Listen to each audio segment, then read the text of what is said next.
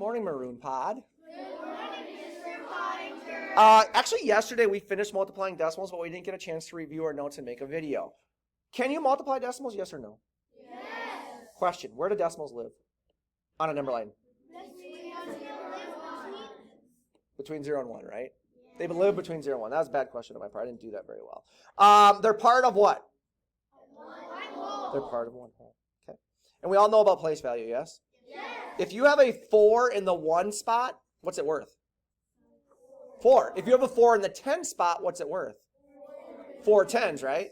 Beautiful. All right, we did this problem. I'm not going to talk through this problem because we learned how to do this already. So 29 times 18, we have our crossing off numbers, we have our place value holders. We got an answer of 522 in box there, right? Yes. Notice that problem number 4 also has 29 as its top multiplier, right? The bottom has 1 and 8/10. This bottom here at 18. So same numbers, but different number, right? 18 is different than 1 and 8/10, right?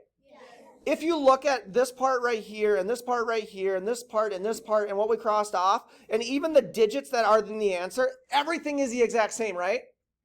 There's literally one difference. What is the one difference? The decimal point. Because we are multiplying by a decimal, we have to figure out where to put the decimal in the answer once we're done multiplying, right? How many, well, first of all, does this number even have a decimal, 29? No. Does 1 and 8/10 have a decimal? Yes. So how many numbers follow that decimal point? One number, right? So how many numbers do you think should follow the decimal point in my answer? One. It has to match, right? Yes. Okay, so this one, how many numbers follow the decimal point?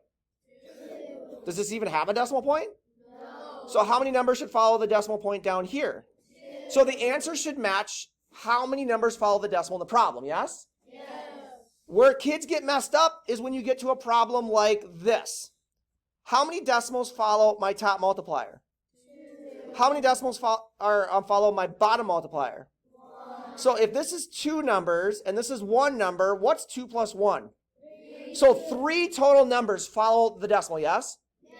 How many total numbers should follow the decimal in my answer then? 3. If you know how to multiply and carry and do all the things we learned at 1.1 and you learned in 4th grade, the only difference in this lesson is you need to know where to put the decimal point.